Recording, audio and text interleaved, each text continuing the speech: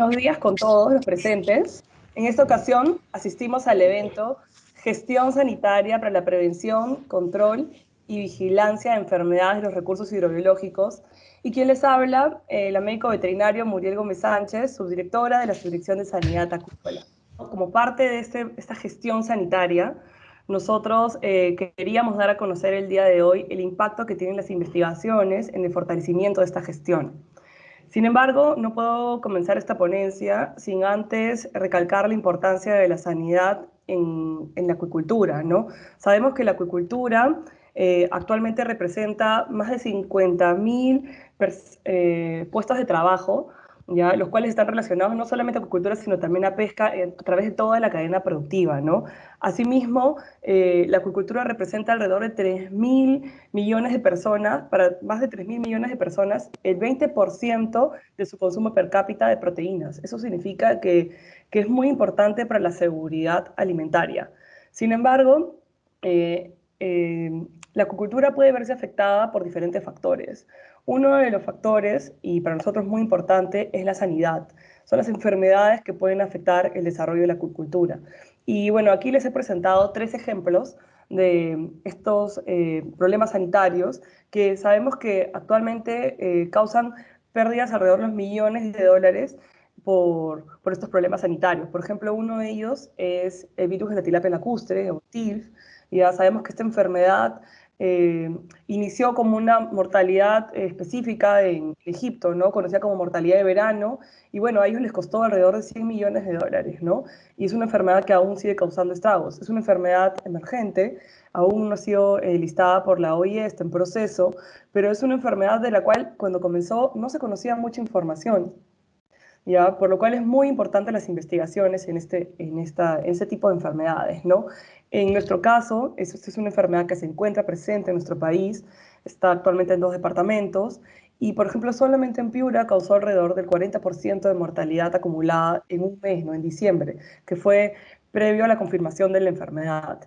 Si nos ponemos en otro escenario, por ejemplo, en San Martín, pudimos llegar a tener en algunos casos alrededor del 100% de mortalidad en algunos centros de cultivo, llegando a desaparecer algunos productores, ¿no? Entonces, ahí podemos ver de primera mano los estragos que puede tener una enfermedad en la acuicultura, ¿no? Y cómo puede frenar el desarrollo de la acuicultura en una región, ¿no? Como ocurre en nuestro país. Otras enfermedades, como el virus de la mancha blanca, o el IEPN, o la necrosis pancreática infecciosa, son enfermedades que tal vez las conocemos hace un poco más tiempo, ¿ya? Pero sabemos que de igual manera causan grandes pérdidas económicas para los países, para las autoridades sanitarias, porque no solamente implica gestión para poder controlarlas, sino también esfuerzos para vigilarlas, contenerlas, capacitar, implementar diagnósticos, y todo ello finalmente es dinero, ¿no? Por ejemplo, en el caso de la mancha blanca, nosotros solamente en el departamento de Tumbes y Piura, en el sector langostinero, tenemos alrededor de 16.500 puestos de trabajo directamente en este sector. Imagínense el impacto que puede tener una enfermedad que puede frenar la acuicultura, ¿no? Del camarón o del langostino blanco, ¿no? Entonces es bastante importante el considerar y el tener en cuenta el impacto que tienen las enfermedades en la acuicultura y por qué debemos de mantener a los recursos hidrobiológicos o a los animales acuáticos libres de enfermedades, porque finalmente queremos vernos beneficiados de todos sus buenos productos, ¿no? Tanto para la seguridad alimentaria, la inocuidad, y para poder tener un desarrollo comercial en el país, tanto de manera interna como externa, ¿no? Entonces, en este sentido, nosotros propusimos, con nuestro informe de sanidad presentado en el mes de julio, un modelo de gestión sanitaria. La gestión sanitaria, que lo pueden ver ahorita, está abocado a 3 ejes principales: el eje de prevención, el eje de vigilancia y el eje de control. Estos 3 ejes, sin embargo, para poder articularlos en el país, deben comenzar desde antes de que llegue un recurso hidrobiológico a nuestro país, desde prefrontera. Ya, por ejemplo, en ese aspecto incluyen, por ejemplo, todos los aspectos preventivos, ¿no? ¿Y qué es lo que queremos reflejar con este modelo de gestión? Es que en base a este modelo de gestión, nosotros queremos proponer líneas de investigación. Por ejemplo, lo que ya les venía comentando, líneas de investigación en prevención de enfermedades. Estas que se pueden desarrollar tanto previas a la importación de un recurso como a la hora que ingresa, por ejemplo, a través de cuarentena, a través de análisis de riesgo, ¿no? Ahora les vamos a contar un poco en esta presentación algunos proyectos de investigación que tenemos en esa línea, no específicamente los análisis de riesgo. Pero, por ejemplo, nos gustaría que se desarrollen proyectos tanto en la parte privada como pública respecto a cuarentena. Hay mucha información que aún necesitamos conocer en ese ámbito tan importante para la prevención de enfermedades. Otro punto importante dentro de este modelo de gestión sanitaria es la prevención, ¿no? ¿Qué otras medidas de prevención podemos implementar específicamente o investigar específicamente en los recursos hidrobiológicos? Sean los que están ahí, ¿no? Los principales, langostino, concha de abanico, trucha, tilapia, o por ejemplo especies amazónicas ornamentales, ¿no? Tenemos, por ejemplo, medidas de bioseguridad implementadas o lineamientos implementados de bioseguridad para todas estas especies. Habrán diferencias entre unas y otras. Son líneas de investigación que se podrían plantear. Asimismo, como otros controles preventivos, ¿no? Como las buenas prácticas específicas por cada especie o por cada tipo de cultivo. También, por ejemplo, los programas de higiene y saneamiento, ¿no? En ese punto hay una brecha muy importante que cerrar, ¿no? Como son los programas de desinfección específicos para algunas especies, ¿no? Como por ejemplo las especies amazónicas, en las cuales existe muy poca bibliografía sobre los agentes, por ejemplo, desinfectantes, en qué etapa utilizarlos, cuánto tiempo, y esos protocolos que se pueden desarrollar una vez implementados investigaciones que nos ayuden a nosotros luego concluir y traducir esas investigaciones en un marco normativo, ¿no? Que eso es algo muy importante y esa es una de las principales funciones de Sanipes, ¿no? Desarrollar un marco normativo que contribuya al desarrollo del sector, ¿no? Otro punto importante en lo que es este modelo de gestión sanitaria es la vigilancia, ¿no? Nosotros, ya como Sanipes, hemos desarrollado varios proyectos en lo que es vigilancia sanitaria. Ahora les vamos a comentar, bueno, yo les voy a comentar un poco sobre ellos, ¿no?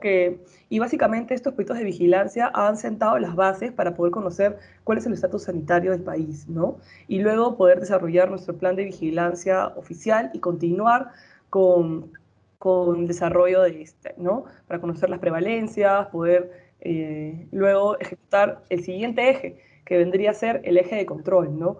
Creo que ahí tenemos una brecha mucho más grande.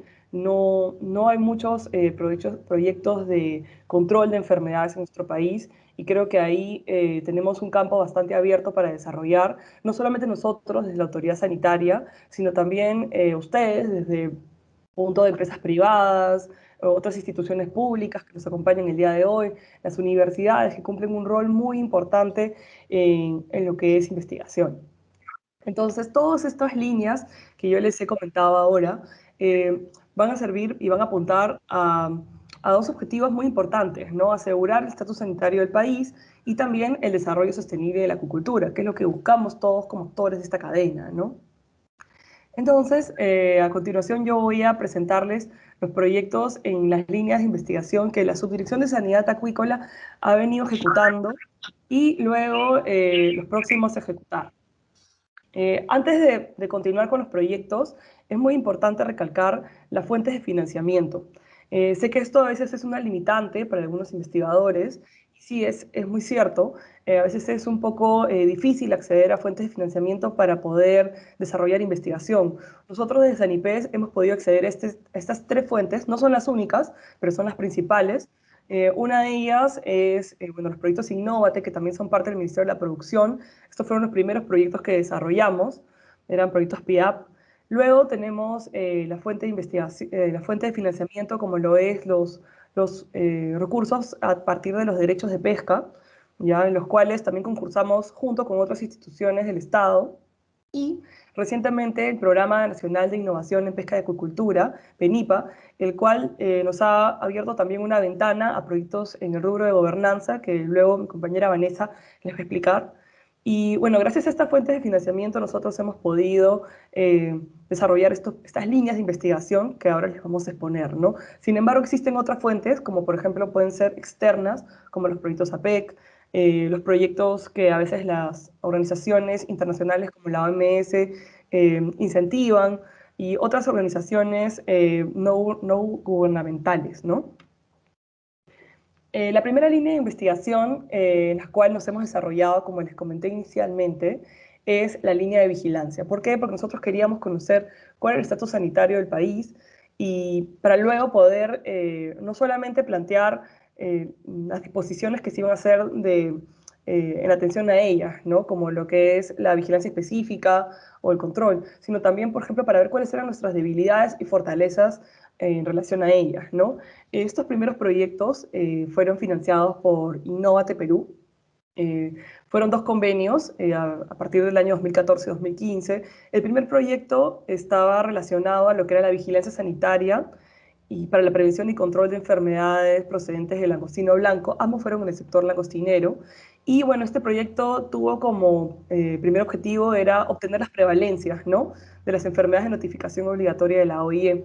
Al respecto de estos resultados, pudimos confirmar las enfermedades endémicas en nuestro país, como es la mancha blanca y el virus de la necrosis hipodérmica hematopoyética infecciosa, IHHNB, y la bacteria NHP.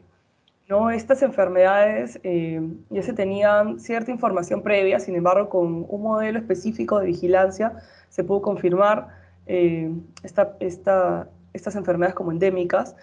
Cabe resaltar que durante este proyecto tuvimos la oportunidad de que el doctor Ignacio de Blas pueda venir a nuestro país y capacitarnos específicamente en las técnicas, bueno, la vigilancia epidemiológica, cómo desarrollarla, y fue un curso fundamental porque gracias a ello pudimos establecer los cimientos de la vigilancia que actualmente Sanipez realiza, ¿no? Asimismo, eh, pudimos también contribuir con el fortalecimiento de nuestro laboratorio en Tumbes. Estos proyectos de investigación son muy importantes porque nos ayudan a, por ejemplo, a eh, poder adquirir algunos equipos sofisticados, también para capacitar a nuestro personal que se desarrolla en esa actividad y a implementar los métodos, ¿no? Bueno, este fue el primer punto para poder lograr la implementación, ¿no? Y bueno, finalmente, como toda investigación, siempre debe concluir con una publicación científica, ¿no? Gracias a este proyecto pudimos hacer nuestra primera publicación en la revista de investigaciones veterinarias del Perú, RIVET, de la Universidad Nacional Mayor de San Marcos. Y bueno, fue bastante interesante y un punto de partida bastante bueno para nosotros como institución, ¿no? El segundo proyecto que hicimos también con Innovate Perú está relacionado hacia otro punto distinto, ¿no? Que era la aplicación de programas sanitarios para el control de residuos y sustancias farmacológicas y contaminantes en el medio natural de desarrollo acuícola. Este proyecto lo enfocamos hacia, primero, conocer cómo es que los acuicultores de langostinos utilizaban o empleaban, por ejemplo, los piensos medicados, ¿no? Sabemos que a raíz de estas enfermedades que tenemos presentes en el país, y específicamente bacterias, ¿no? Como el NHP, como algunas bacterias de género Vibrio, los productores emplean piensos medicados para controlar estas enfermedades. Sin embargo, la pregunta que nos hacíamos era, ¿están utilizando bien estos piensos? ¿Cuánto tiempo los utilizan? ¿Están utilizándolos de manera adecuada, como bajo una prescripción de un médico veterinario, a una concentración, con una dosificación específica? Y a través de este proyecto pudimos levantar mucha de esta información, ¿no? Asimismo, también se pudo hacer una identificación de los microorganismos que se encontraban asociados a estos cultivos, ¿no? Se vio también tanto desde el enfoque sanitario, se aislaron cepas de vibrio, para conocer qué tipo de cepas eran, y también otras cepas otras bacterias que podían ser de índole de importancia en inocuidad, ¿no? Se buscó en ese caso bacterias del género E. coli y también Salmonella, encontrándose solamente bacterias de tipo E. coli. ¿Para qué? Para luego identificar si es que estas tenían algún patrón de resistencia a los antimicrobianos.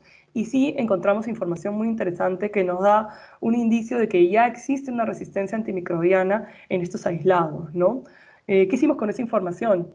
Lo principal, sensibilizar a los productores, ¿no? Darles a conocer los resultados y explicarles que ellos tenían que aplicar buenas prácticas acuícolas para poder reducir este impacto de la resistencia antimicrobiana, ¿no?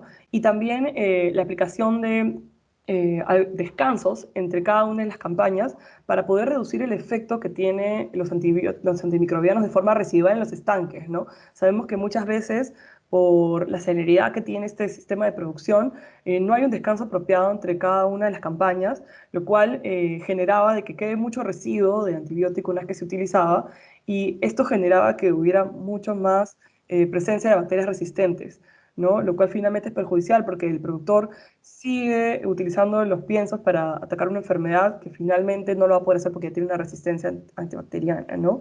Y bueno, esto también se convierte en un problema muy serio para la salud pública, ya que, como ustedes muchos sabemos, es el problema de la resistencia antimicrobiana que venimos trabajando de manera articulada, tanto el sector salud, el sector medio ambiente, como el sector de vigilancia de la salud animal, ¿no? Otra línea de proyectos, también, bueno, bajo la línea de investigación, fueron los proyectos financiados por los fondos de derechos de pesca. En este caso, nosotros quisimos puntualizar en dos enfermedades emergentes en su momento, ¿no? Tanto el virus de la tilapia lacustre, el cual comenzó sus estragos en el 2017 en nuestro país y no se confirmó hasta el año 2018, ¿ya? Y para lo cual nosotros solicitamos un proyecto para identificar los principales factores de riesgo asociados a esta enfermedad a nivel nacional, porque ya sabíamos que la teníamos, la habíamos confirmado. Sin embargo, lo primero que queríamos saber es cómo podemos evitar que siga causando tantos problemas sanitarios en los productores, ¿no? Y en este caso muy particular era bastante problemático porque es una enfermedad nueva, es una enfermedad de la cual nadie tenía mucha información y todo se estaba investigando. Entonces, este proyecto fue clave y también ha dado información muy rica que hemos compartido con otros países a través de publicaciones científicas, a través de foros que hemos participado junto con la FAO, para explicar cómo se ha comportado el virus acá en el Perú, ¿no? Un logro muy importante de este proyecto fue identificar cuáles eran los peligros ya asociados a esta enfermedad.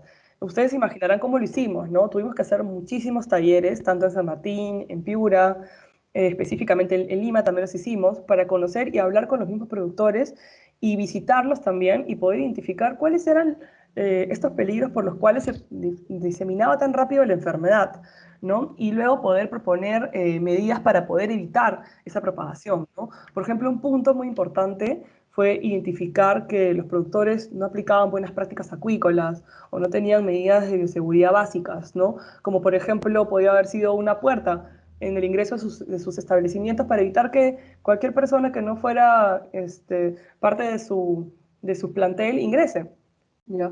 Otro peligro que identificamos eran, por ejemplo, que ellos compartían muchos materiales, ¿no? Por ejemplo, mallas, las cubetas para la cosecha, o por ejemplo para hacer algún tipo de desdoble, ¿no? Ellos siempre estaban continuamente compartiendo este tipo de materiales entre vecinos o entre productores que eran asociados, y eso estaba fomentando de que los animales que estaban contagiados luego infectaran estos materiales, se convirtieran en fomites y que transmitieran la enfermedad a otros centros, ¿no? Asimismo, eh, otro punto importante que identificamos era, por ejemplo, la presencia de aves silvestres, animales domésticos, que estaban sin ningún tipo de control dentro de los centros de cultivo, ¿no? Todos estos talleres en los cuales identificamos estos peligros nos ayudaron a que luego los acuicultores pudieran tomar medidas muy básicas, pero que realmente contribuyeron a reducir el impacto que tenía esta enfermedad. Asimismo, las medidas de manejo, ¿no? Tanto de los centros de cultivo, por ejemplo, las densidades, se dieron cuenta que un animal estresado era un animal que se enfermaba y que reportaba mortalidad muy alta en esos estanques, y empezaron a trabajar mucho mejor sus centros de cultivo, lo cual se traducía finalmente en sus datos, ¿no? Productivos, ¿no? Finalmente en sus ganancias. Otro punto importante con estos proyectos fue que nos permitió implementar el método de diagnóstico molecular en su laboratorio, ¿no? Y nosotros fuimos bastante una pieza clave para poder decirle a los productores si tenían o no la presencia, por ejemplo, para hacer la vigilancia a los laboratorios o a los hatcheries, ¿no?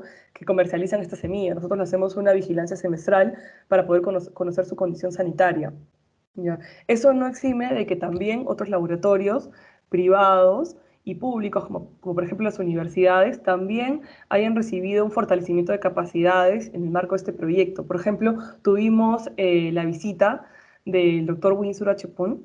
Él es un especialista tailandés, es un médico veterinario que nos visitó por una semana y que no solamente se reunió con nosotros como autoridad sanitaria, sino también con los productores, dio una clase magistral en San Martín, también en Lima, con los laboratorios de ensayo, para poder contribuir y ayudar a liberar sus dudas respecto a los métodos diagnósticos para esta enfermedad, ¿no?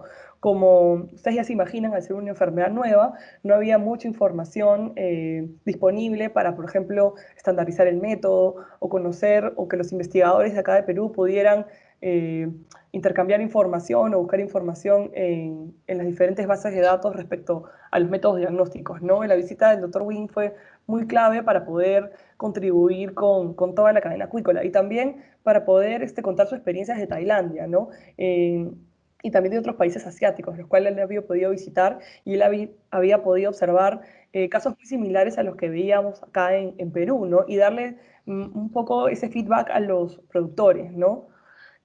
Finalmente este proyecto cerró y lo que estamos haciendo ahora es un seguimiento y una vigilancia continua. Si ustedes quieren, pueden acceder a la página web de Sanipes, en el cual tenemos un mini site con toda la información actualizada sobre el virus de la tilapia lacustre y que semestralmente venimos también actualizando con respecto a los nuevos casos positivos que detectamos, ¿no? Y bueno, con respecto a vibroparemolíticos, este proyecto que estuvo bueno, tuvo como objetivo la determinación de la presencia de esta cepa patogénica, permitió implementar también la metodología en nuestro laboratorio de Sanipes en Tumbes, ¿no? Y creo que lo más clave de este proyecto fue el desarrollo del primer simulacro nacional contra HPND, ¿ya?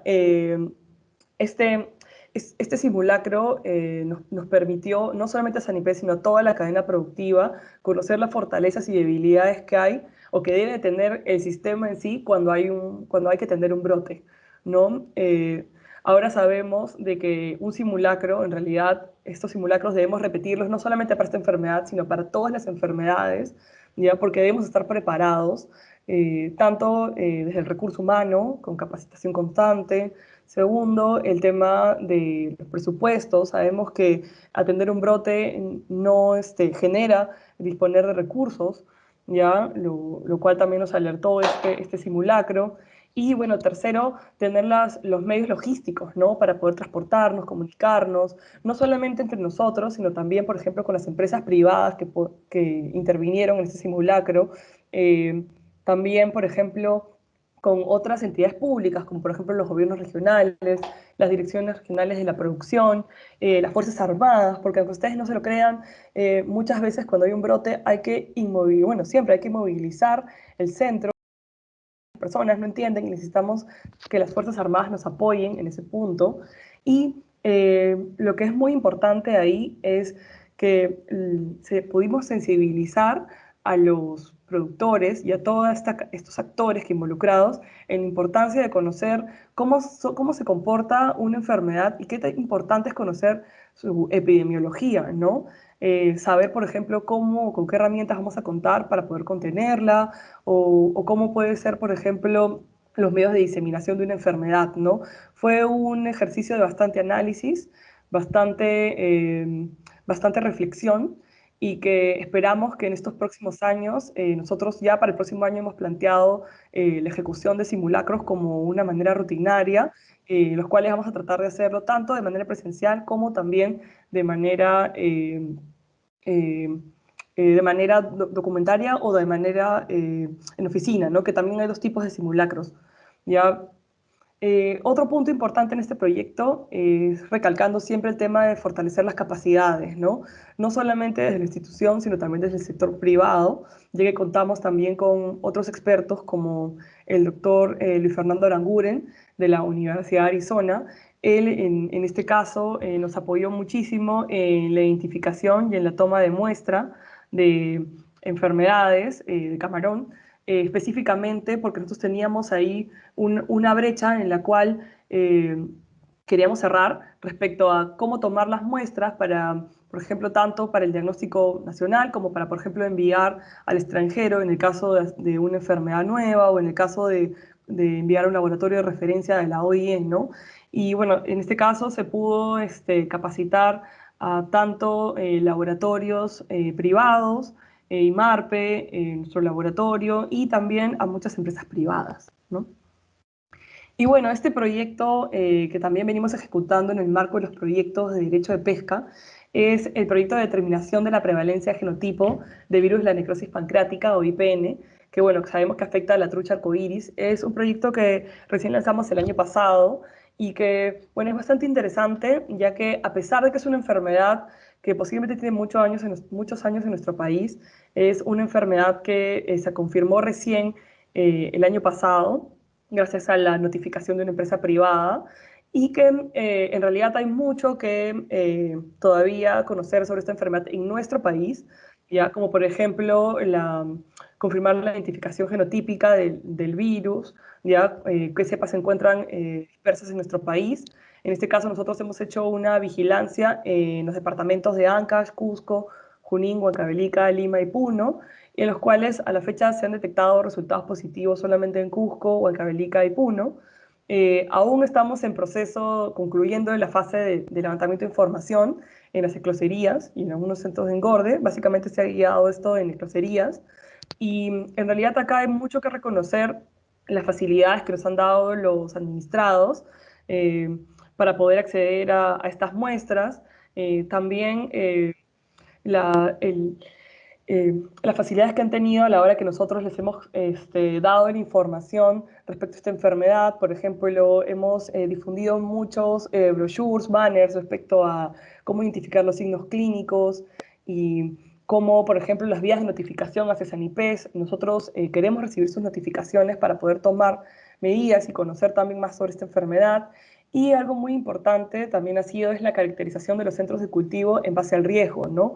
Por ejemplo, desde dónde, por ejemplo, provienen las ovas o los alevines que estos centros están desarrollando, que tienen problemas, los cuerpos de agua en los cuales se están desarrollando, si son lagunas, si son estanquerías en tierra. Todos esos criterios se están analizando en este proyecto que esperamos muy pronto dar a conocer los resultados. Estimamos que el próximo año en marzo concluya y bueno, la información va a estar disponible para todos. No quisiera dar mayor información porque ya estamos próximos todavía tenemos información pendiente, pero hay mucha expectativa con este proyecto y algo fundamental ha sido también poder implementar los métodos en nuestro laboratorio, ya los cuales también han servido para poder hacerle seguimiento a este proyecto y luego van a quedar como una herramienta muy importante para Sanipes, para la vigilancia oficial, ¿no?